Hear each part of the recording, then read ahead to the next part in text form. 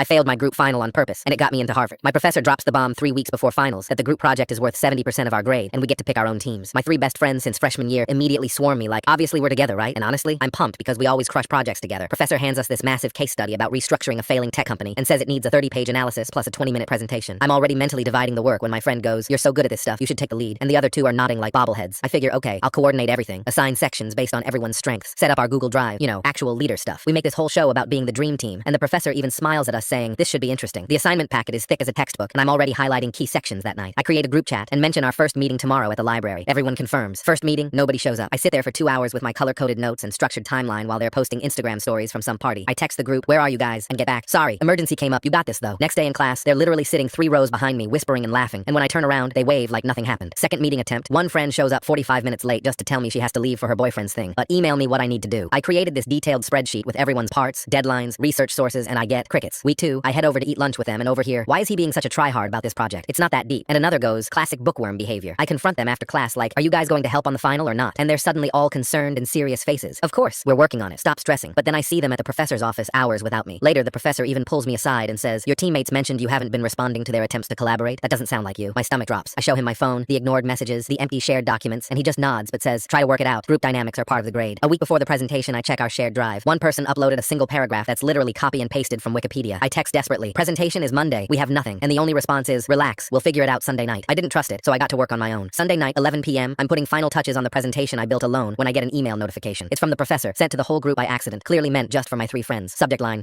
concerns about team member. I open it and my blood runs cold. There's a whole email chain. My friends had been meeting with the professor for weeks, building a case that I was the problem teammate. Screenshots of me micromanaging in the group chat. Claims I refused to let them contribute. One of them even wrote, he just wants all the credit for himself because he's obsessed with his GPA. We've been trying to work around him, but he won't let us access the files. But here's the part that makes my hands shake. Attached to the latest email is a separate presentation, their own version, 20 slides of mediocre work, but it exists. They'd been working together this whole time, just without me. The professor's response, "I appreciate you bringing this to my attention. Let's discuss alternatives for your grade separate from his." Why would they do this? We've been friends for 3 years. I scroll back through the chain and find it, an email from week 1. If we tank his participation grade and do our own project, we can still pass, and he'll be the one who fails. Then maybe he'll stop making the rest of us look bad in every class. Monday morning, I walked into that classroom with 2 USB drives. One had my complete project. The other had screenshots of every ignored message, every email, and their entire scheme. When the professor called us up to present, I plugged in drive number 2 first. I didn't say a word, just let it project on the screen while the whole class read their plan to sabotage me. My 3 friends went pale. Then I switched to my actual presentation and delivered 20 minutes of flawless analysis. The professor stopped me after and asked to speak privately. I handed him both drives and said, "I'll take my 0 on the group portion. It's worth it." 2 days later, I got an email. I'd failed the group project as expected, which dropped my final grade to a C. But attached was a letter of recommendation to Harvard's graduate program that started with, "In my 20 years of teaching, I have never witnessed a student handle betrayal and adversity with such integrity and capability."